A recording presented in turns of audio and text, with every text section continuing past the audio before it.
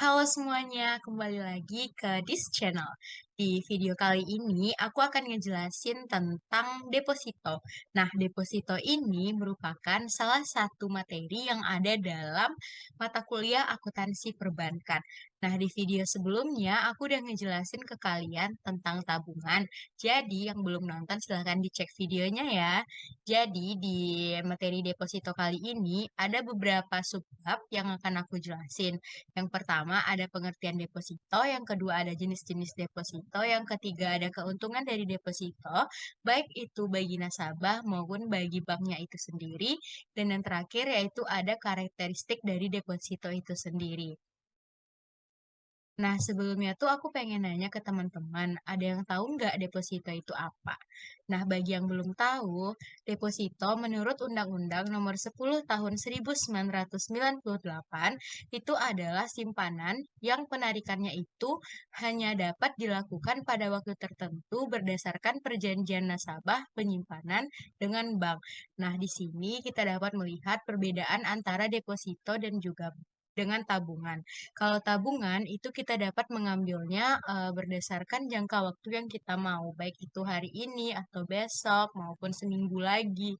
Tapi kalau deposito ini kita itu ada jangka waktu yang kita tentukan antara, nasabah dan juga pihak banknya. Nah, jika nasabah deposito itu atau biasa dikenal deposan itu menyimpan uangnya untuk jangka waktu 3 bulan, maka uang tersebut baru dapat dicairkan, ketika, sudah 3 bulan atau sering juga kita kenal dengan namanya itu adalah sudah jatuh tempo atau tanggal jatuh tempo. Nah, simpanan deposito itu merupakan simpanan jenis ketiga yang dikeluarkan oleh bank. Berbeda dengan simpanan tabungan dan giro, di mana simpanan deposito ini mengandung unsur jangka waktu atau jatuh tempo yang lebih panjang dan tidak dapat ditarik setiap saat atau setiap hari seperti yang sudah saya jelaskan sebelumnya. Selanjutnya kita masuk ke jenis-jenis deposito.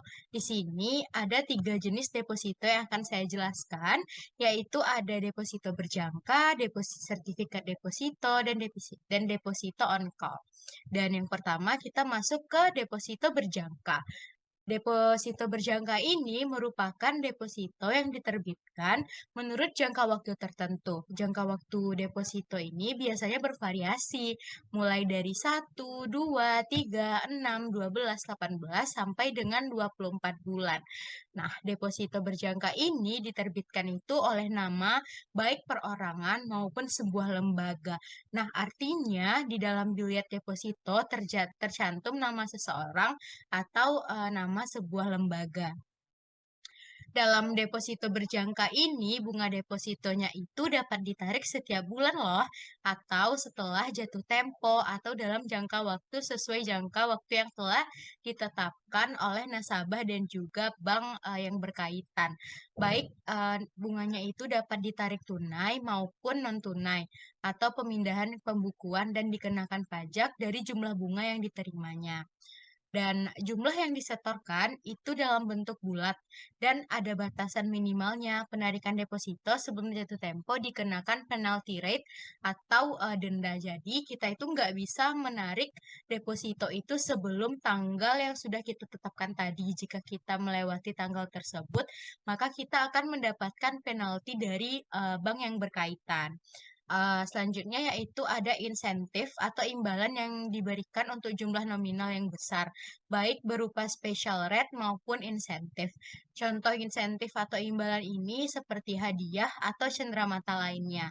Insentif juga dapat diberikan kepada nasabah yang loyal terhadap bank yang di tempat mereka menyimpan deposito.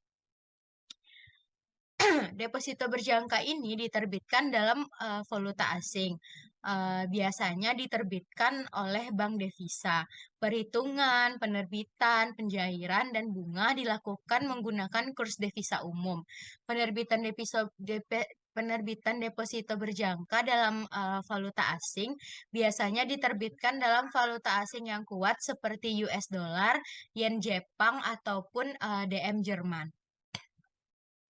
Selanjutnya yaitu jenis deposito yang kedua adalah sertifikat deposito.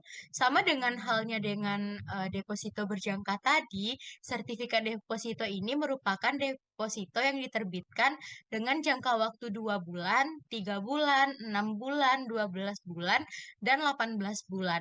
Letak perbedaan antara deposito berjangka dan sertifikat deposito itu eh, diberikan dalam bentuk sertifikat dan dapat diperjualbelikan atau ditandatangani kepada pihak lain. Jadi, sertifikat deposito ini diberikannya itu dalam bentuk sertifikat dan dapat diperjualbelikan dan ditandatangani oleh pihak lain. Berikut ada tabel perbedaan antara deposito berjangka dan sertifikat deposito. Nah, deposito berjangka itu biasanya ditulis atau di dalam bilet gironya itu dalam atas nama, baik itu perusahaan maupun perseorangan. Tapi sertifikat deposito itu dalam bentuk atas unjuk. Nah, bukti kepemilikan deposito berjangka itu disebut dengan bilet deposito. Sedangkan pada sertifikat deposito, bukti kepemilikannya disebut dengan sertifikat deposito. Dan seperti yang udah dijelaskan tadi, deposito berjangka itu tidak dapat diperjualbelikan, sedangkan sertifikat deposito itu dapat diperjualbelikan. Dan deposito berjangka itu tidak dapat dipindah tangankan, sedangkan sertifikat deposito itu dapat dipindah tangankan. Dan deposito berjangka itu bunga dibayarnya itu di belakang, sedangkan sertifikat deposito itu bunganya itu dibayarkan di muka. Dan deposito berjangka pencairannya sebelum jatuh tempo akan dikenakan penalti rate atau denda, sedangkan sertifikat deposito pencairan sebelum jatuh tempo dikenakan rediskonto.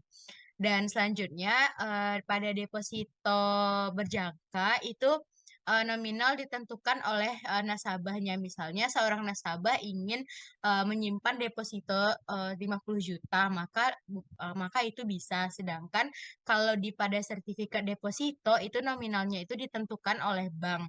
Selanjutnya yaitu deposito berjangka itu bisa dalam bentuk mata uang rupiah dan bisa juga dalam valuta asing seperti yang sudah kita jelaskan sebelumnya. Dan yang terakhir, sedangkan sertifikat deposito itu hanya bisa dalam rupiah saja. Dan deposito berjangka itu dapat di roll over, sedangkan deposito sertifikat itu tidak dapat di roll over. Selanjutnya jenis deposito yang terakhir ada deposito on sale. Deposito on call ini adalah merupakan deposito yang berjangka waktu minimal 7 hari dan paling lama kurang dari 1 bulan. Diterbitkan atas nama juga dan biasanya dalam jumlah yang besar, misalnya 50 juta rupiah, tergantung bank yang bersangkutan. Pencairan bunga dilakukan pada saat pencairan deposito on call sebelum deposit on call dicairkan terlebih dahulu 3 hari sebelumnya nasabah sudah memberitahukan bank penerbit. Nah, di sini ada manfaat penempatan dana deposito. Yang pertama yaitu keuntungan bagi bank. Yang pertama yaitu mengelola dana deposito tersebut secara maksimal untuk menghasilkan keuntungan dari bank. Berkaitan dengan masa waktu, dana deposito sudah ditetapkan sehingga bank mudah untuk memprediksinya. Selanjutnya yaitu sumber pendapatan lainnya berupa denda jika deposito diambil sebelum jatuh tempo. Dan yang terakhir yaitu karena deposito ini adalah produk bank yang paling menarik di masyarakat, maka deposito dapat dipergunakan oleh bank sebagai sarana pemasaran untuk memperkenalkan dan menjual produk-produk lainnya. Selanjutnya yaitu adalah manfaat deposito bagi nasabah. Di sini ada 4 manfaat deposito bagi nasabah. Yang pertama yaitu tingkat bunga yang relatif tinggi serta bunganya dapat dimanfaatkan setiap bulannya. Selanjutnya, bagi masyarakat, bank itu adalah tempat penyimpanan atau penitipan dana yang aman dan menguntungkan. Dan deposan atau orang yang melakukan kegiatan deposito dapat memperoleh bunga. Misalnya, deposito tersebut dapat dijadikan jaminan kredit atau di C3-kan atau dikenal juga dengan back to back.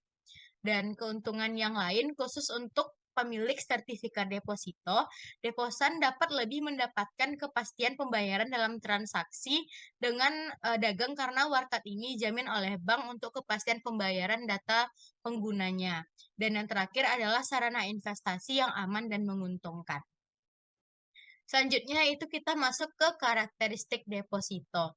Yang pertama ada dari setoran minimal. Setoran minimal deposito tidak sama pada saat kita membuka tabungan. Penempatan uang untuk membuka deposito memerlukan jumlah yang lebih banyak dibandingkan tabungan. Besarnya pembukaan deposito itu tergantung pada tiap-tiap banknya itu biasanya bervariasi. Selanjutnya yaitu jangka waktu. Penempatan deposito mengharuskan adanya pengendapan dana dengan jangka waktu tertentu yang bisa dipilih oleh nasabahnya. Seperti yang sudah dijelaskan tadi, pilihannya ada 1 bulan, 3 bulan, 6 bulan, atau 12 bulan. Dan selanjutnya yaitu jika membutuhkan uang, kemudian ingin mencairkan dana deposito. Adanya jangka waktu pada penempatan deposito tadi menyebabkan deposito tidak bisa dicari secara tunai setiap saat. Namun, deposito itu dapat ditarik pada saat jatuh tempo atau tanggal jatuh temponya tadi. Dan jika deposito tersebut terpaksa dicairkan. Jika suatu waktu nasabah harus mencairkan deposito, biasanya bank akan mengenakan denda penalti pada setiap penarikan dana deposito yang belum pada jatuh tempo. Jadi jika kita terdesak ingin menggunakan dana deposito, kita akan dikenakan penalty rate oleh bank. Dan yang terakhir yaitu ada bunga deposito. Bunga deposito salah satu yang menjadi daya tarik bagi deposito. Bunga yang diperoleh biasanya lebih besar daripada bunga tabungan. Jadi secara otomatis dana yang kita miliki akan berkembang menjadi lebih cepat. Gimana? Materi deposito mudah dimengerti bukan? See you soon di video selanjutnya. Bye-bye.